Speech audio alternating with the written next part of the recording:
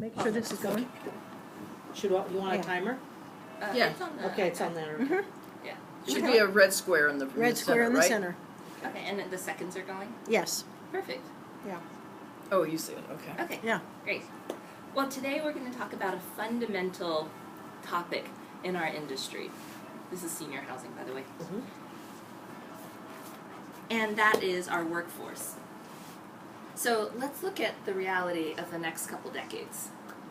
We have tripling of residents in our community, and the number of employees that we need is much more than that, because the baby boomers of today are going to be the 90-year-olds of tomorrow, and will need more intensive care. So we have this massive growth in the number of employees and a massive shortage in the number of employees that we need. Okay. In fact, we need 10 million more employees Whoa. who we don't have. That's the reality of what we're looking at. I'm seeing heads nodding around here. Yeah. This is probably something we feel today, Yeah. and we're going to feel it more and more going forward. So there are many ways of addressing this challenge, and in fact I see it as an opportunity. So that's what I'm going to talk about today, an unexpected opportunity of viewing the challenge in a different way. I want to introduce you to the best employee that I had when I was executive director of a retirement community. Out of 1,000 employees, Faye, not Mr. Santa on the left, he only showed up once a year as an employee, but Faye showed up every day. Her name is Faye White, and she's one of your dream employees. You know, the person who shows up on time every day when half of your staff has called out because of snow emergencies. She still is there. And by the way, she does a great job with residents. She really identifies with them, and residents love her. She's not only our best employee out of 1,000, but she was also our oldest employee. She won't tell us how old she is, but I can tell you that she is well past age 65. Really? And Wow. as I was thinking about this challenge that we have as an industry, I thought about my grandfather. This is a picture of my grandfather and me. Oh my God. And in the back there is one of the noodle shops. He used to own a chain of noodle shops in Indonesia. Wow. And this is backbreaking I'm work. gonna cry now. Right? It's very much like dining services that we have in our communities. You're lugging heavy pots around, you're rolling out noodles, getting your customers served. They want to be served faster, they want better service. That was my grandfather's noodle shop. And it was pretty backbreaking work. Yeah. The thing is, he did this until his late 80s. I'm practicing a talk. He did this until his late 80s. And, you know, in watching him roll out and cut the noodles, be lugging these pots around, doing this backbreaking work, he set an example for me. And it dawned on me that you can do the work if you love it. Mhm. So it got me thinking, what if we could design our communities to be workplaces where a 100-year-old could work? What would that mean? Well, okay, let's get past the thought of, I don't want to work at 100, so maybe you don't, but some people might want to, they're just not able to. So how do we design our workplace to do so? Well, there are 3 things we have to do. One, we have to make it physically possible. The second thing is we need to make sure that the work exudes purpose. I mean, we naturally think that about our communities. We're caring for seniors, but that purpose doesn't necessarily come through in the day-to-day work that our employees do.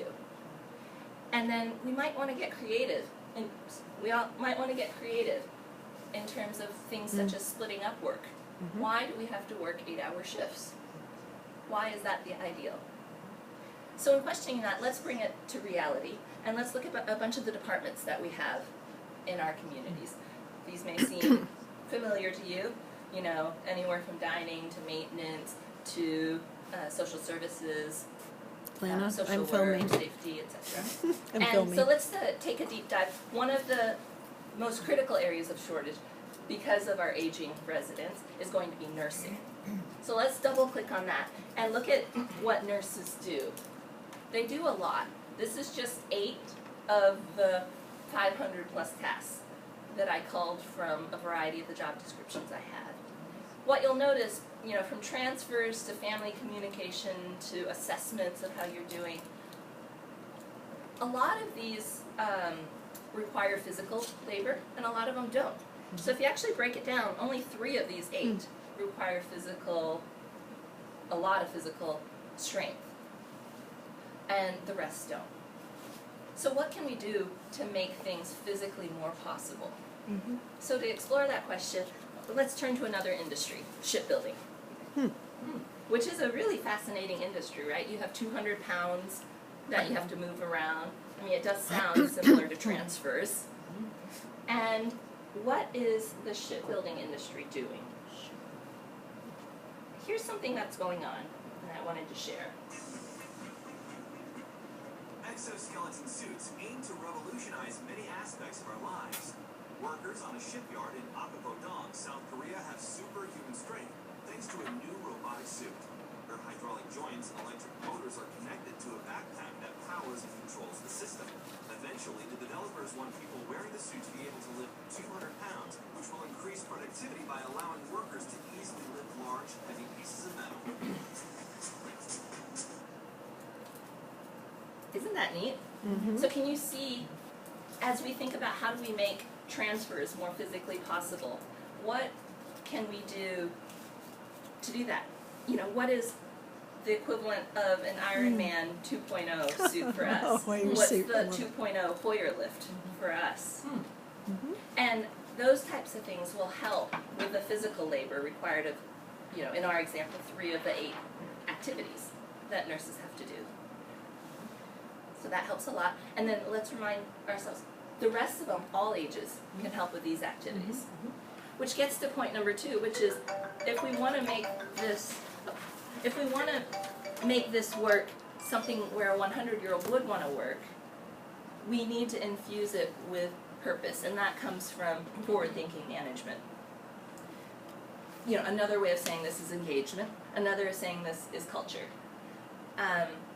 To use another industry, airlines is really interesting. It's very much a service industry. It is hard work, but people are really knocking down Southwest Store and Virgin America to want to work there, right? Who takes Virgin around here? Wonderful experience, right? And the employees, what do you think? They really want to work there. Yep. Every time I talk to a Virgin employee, they want to work there. So let's actually take a look at what their culture looks and feels like. This, by the way, is their safety video. Safety is very important for our communities, just as it is for airlines. I can sing this song. Yeah. I can't.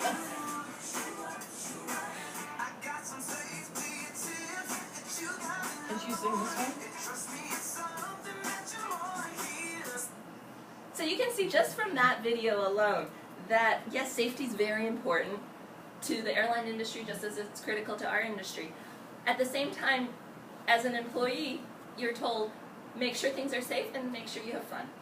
And as a result, what happens? Your customers have fun too. Yeah. Our residents would love it. One of the things I did before today is I looked up how our employees are rating us publicly. There's a site called Glassdoor where 5 is the highest rating, and unfortunately the average of all of the communities in our room is 2.6. There's one outlier, it's a regional chain that's here, but other than that it's really low. Southwest is a 4.1, Virgin 3.6. So there is a lot of room in this kind of hourly, labor-intensive, I forget what I was going to say. Okay, let's go on. Work. Work, yes. Okay. And then the last thing is, using all of that, can we push ourselves a little bit further and get creative with the way we think about work? One of the trends that you'll notice is the fact that more companies have co-CEOs. They recognize that CEOs are it's a very difficult role. Just in the way that Workday, Deutsche Bank, Oracle, the list goes on of big companies with co-CEOs. Can we have co-CNAs? Something to think about. what does this get us by 2025? I did a project like this for one of my clients, and what ended up happening is we got better applicants, we got higher retention rates from our current employees, and we tapped into alternative pools of workers. Not only older workers, like we're talking about, but also retired nurses, moms who live at home, really, really wonderful employees. And we find when we do the math, we fill that 10 million shortage. And you know, we can do it. I want to introduce you to Cece. And she is a nurse up in Oregon. This is a picture of her showing up for work on her 90th birthday. Oh, wow. She Great. had no idea why people were celebrating her, but you can see that she's making a big difference in what she's doing. So yes, although unlike 20 years ago, she's no longer in the operating room operating with a surgeon, she is laying out equipment, she's doing the checklist to make sure the surgeries go well, and really she's making lives much better for the employees she works with, as well as her patients. The reason why her name is Cece, it's actually her nickname, but she's just so naturally curious. And she says, Cece, look at how this is. So she gets called Cece. So just as she's impacted those that she works with, I think us in this room, we can really impact the communities that we, That's great. and to celebrate life. I'll end it around. Okay, that's it. Thank you. Oh, yay.